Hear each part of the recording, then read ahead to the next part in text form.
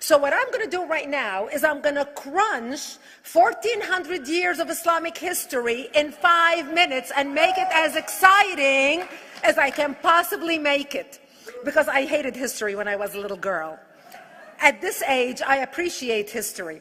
And now I understand why they say those who don't learn from history are doomed to repeat it. In order for you to understand why Western civilization is very different than the Islamic world, you need to understand the history of Islam. When Prophet Muhammad supposedly revealed his revelation from the angel Gabriel that he is supposed to be the last of the prophets in the early 600s, he started preaching in his own city, Mecca. He tried to recruit friends and followers to be able to spread his religion. And he tried for 12 years and failed.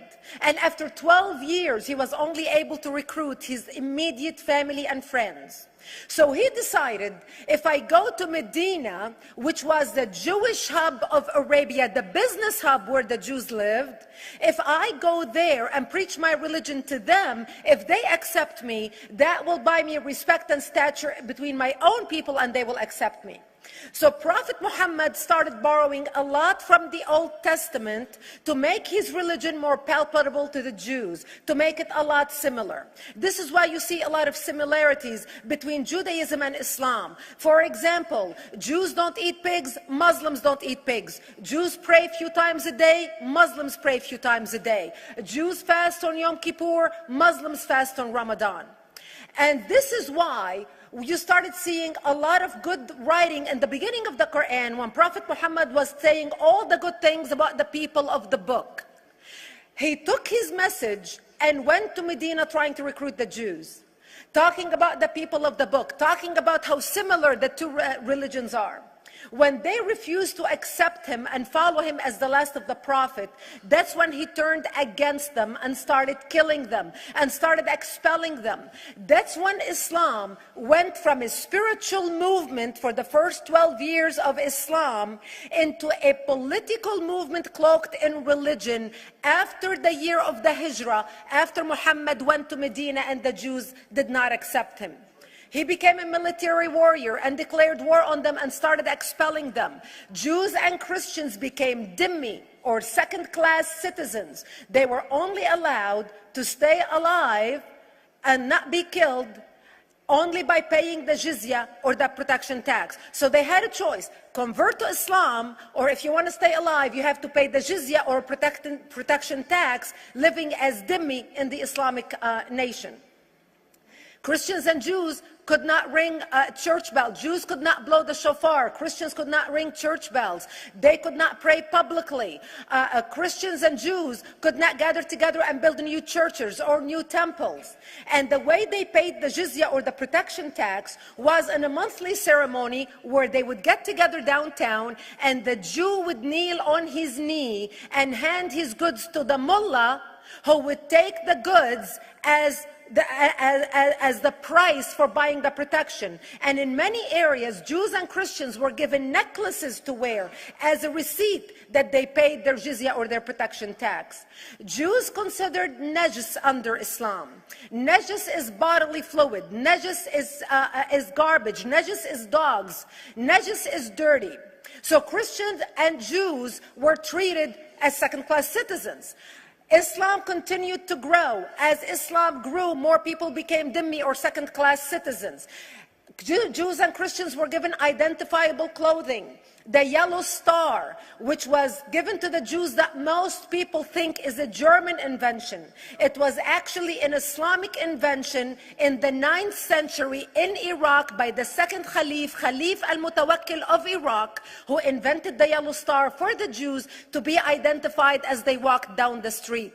Because Jews were considered najis, if a Muslim man or a Jew walked on the same side of the street, the Jew had to cross the other side so the Muslim man can walk, so he's not dirtied by the filth of the Jew.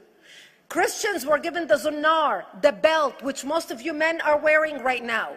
That was an Islamic invention for the Christians. Islam continued to grow. They went all the way to Jerusalem. They conquered Jerusalem. Christians couldn't ring their church bells in Jerusalem.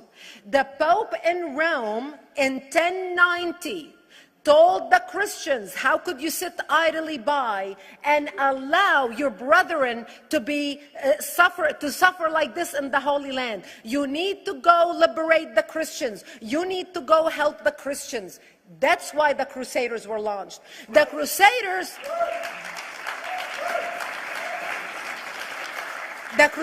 were not launched because they just felt like waking up in the morning and going and converting a bunch of Muslims or beheading them. The Crusaders were launched to liberate Jerusalem.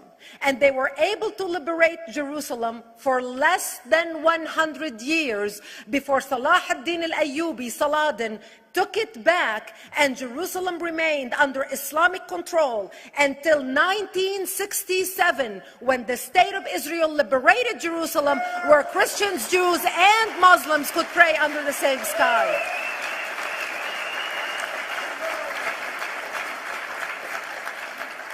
The Crusaders continued fighting Islam, and for 300 years they tried and failed. And by the 1300s, the Crusaders disappeared because they could not win against Islam.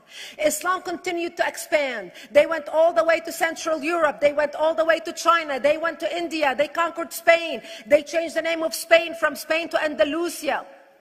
And they started, as they advanced, as they conquered more nations, more people paid the jizya, or the protection tax. And this is how the Islamic Empire grew. It went all the way until they was stopped at the gates of Vienna on 9/11. 9/11 is not a date that Osama bin Laden just picked out of a hat. 9/11 is a symbolic date in the Islamic calendar.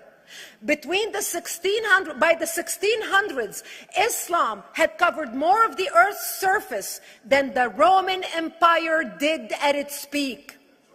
Between the 1600s and the 1800s, the Europeans were experiencing the European Industrial Revolution, where the Europeans were able to invent products on factory lines, where they are able to make money and sell products, which gave them the money to build a strong army in order to fight the Muslims. And that's how they were able to stop them at the gates of Vienna on 9/11. The Europeans started the pushback against Islam. They pushed them out of Europe. They pushed them out of all the way to the Middle East and North Africa. By 1924, the Islamic Empire ended. In 1924, the Islamic Caliphate ended in Turkey by President Ataturk, who was a secularist. He ended the Islamic Empire, and he gave women rights to vote. He gave women a right to an education, a right to work, a right to choose a husband. He forbid women from wearing the hijab. He forbid men from wearing the beard. The Muslims hate him so much that they consider him a Jewish agent, because they believe that his mother in her bloodline was Jewish, and that was the influence on Ataturk. By the time the Islamic Empire, or the Islamic Caliphate, or the Islamic State ended in 1924, the Islamic Caliphate had existed for 1400 years, and it ended less than 100 years ago. By the time the Islamic Caliphate ended in 1924, 270 million people around the world were killed by Islam. 270 million. And we didn't have weapons of mass destruction, and there was nuclear weapons. All of these people were killed, butchered by the sword. The people in the world, less than 100 years ago, how many people knew this history? Please raise your hand. We in America have failed to educate our children about history. We in America failed to educate our population about history.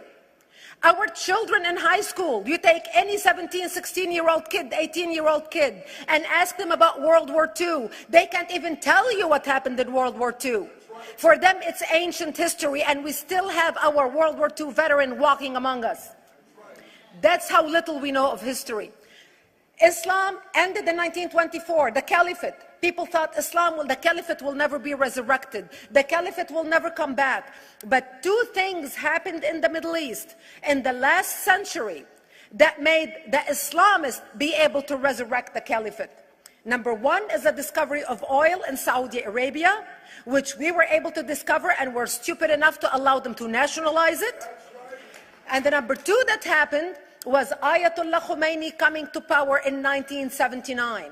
That gave the Islamists the money and also the spiritual covering in order to explode on the world stage. And people say, oh, well, the Wahhabis exported their Wahhabi radical religion.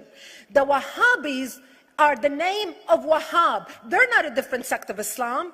They follow the authentic preaching of Prophet Muhammad, the way Prophet Muhammad lived and practiced his religion. This is why neither you or me or any infidel can step a foot in Mecca, because as far as they're concerned, we are filth. And as infidels, we're not allowed to step a foot, not President Obama and not anybody else. As a matter of fact, Al-Qaeda used to use Saudi Arabia and its success as an excuse to recruit members, as the example to show them how Allah has blessed Saudi Arabia because of the way they adhere to the tenets of Islam. And today we talk about ISIS. ISIS is not a new invention. ISIS resurrected the caliphate that ended less than 100 years ago. Except we are too ignorant and too uninformed to understand what ISIS is doing and why ISIS is succeeding.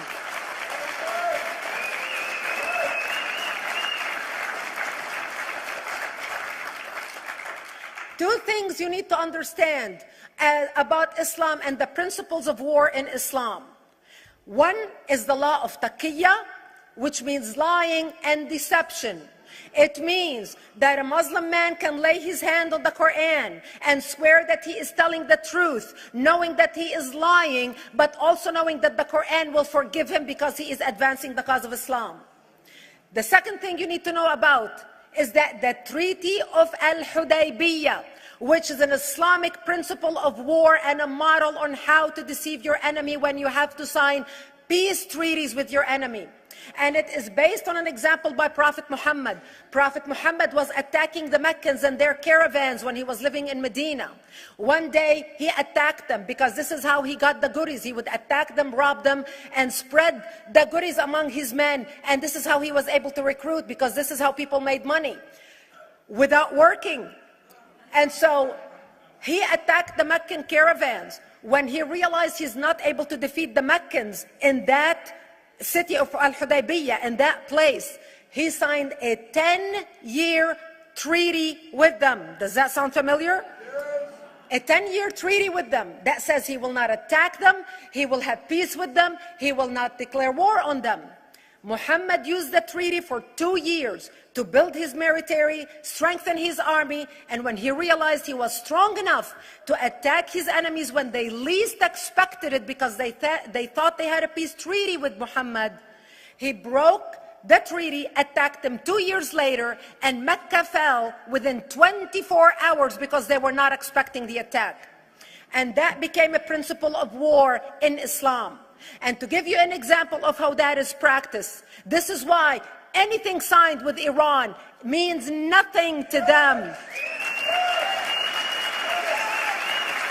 And to give you an example of how this law has been put to use in recent history, Yasser Arafat, who's not an Islamist, but he is a Muslim, met with the Israelis and signed the Oslo Accord in 1993. Remember all the handshaking at the lawn of the White House? The Oslo Accord, Yasser Arafat used the peace treaty, the Oslo Accord with Israel, to get Israel to bring him back and give him his territory, finance his military, train his police, and give his police the weapons. Yasser Arafat broke the Oslo Accord 8 years later, didn't even wait 10 years, and declared the second intifada in 2000, and all hell broke loose. He used the same treaty to win and deceive against his enemies and deceive his enemies. When Jordanian press, after Yasser Arafat signed the Oslo Accord with Israel, and Egyptian press would interview Yasser Arafat, and they would say, how could you sign a peace treaty with the devil? How could you sign a peace treaty with the Jews? Yasser Arafat will tell them, remember Hudaybiyah. That's all he would have to say. The whole Muslim world knew exactly what Yasser Arafat was talking about. We in the West and the Jews in Israel, it was over their heads. Nobody understood what Hudaybiyah was referring to. And this is the type of deception that we are dealing with. So when Iran signs a peace treaty with the United States for 10 years, they are using us as useful idiots, as gullible, ignorant people who are signing a peace treaty with the devil in order for Iran to continue her thing.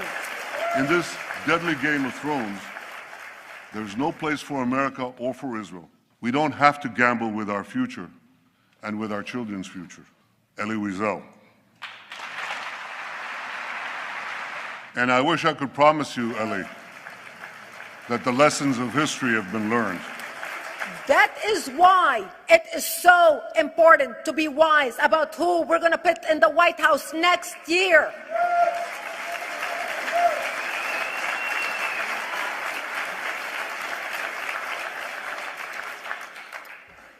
This is why it is very important that whoever we're going to elect next year to office, that the next president be well informed about the history of radical Islam, understand our enemy, understand what ISIS is all about, understand what their end goal is. And this is exactly, people are wondering how come ISIS is having such success recruiting people from all over the world. They exploded all over the world.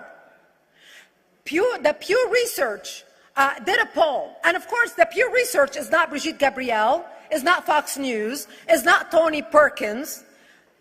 The Pew Research did a poll in 2013 when they went around the world and interviewed Muslims from Islamic countries all over the world, and they asked them two questions. Would you like to have Sharia law as the law of your country? And would you like to see the Islamic Caliphate?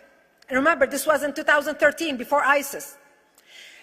The 5 top countries in the world, in the Islamic world, the 5 top Islamic countries: Indonesia, 204 million Muslims; Indonesia, Afghanistan, Indonesia, Pakistan, Egypt, Nigeria, and Bangladesh. 77% of Muslims interviewed in these Islamic countries, 77% want the establishment of Sharia law and want the establishment of an Islamic state.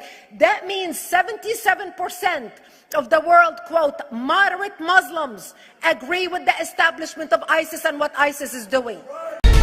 Islam as a religion is a lie wrapped with some facts and truths.